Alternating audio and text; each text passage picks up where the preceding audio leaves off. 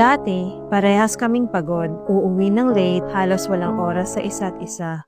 Ngayon, kahit nasa bahay lang, pero mas malaki pa ang kinikita namin. Hi, ako si Jerky at ito ang asawa ko na si Clenny. Licensed engineer ako. Si Mrs. naman, registered medtech. Pero kahit stable ang trabaho, kulang pa rin ang kinikita. At mas masakit, wala na kaming time mag-bonding. Laging pagod, lagi kaming nagmamadali. Tapos, kinakapos pa din.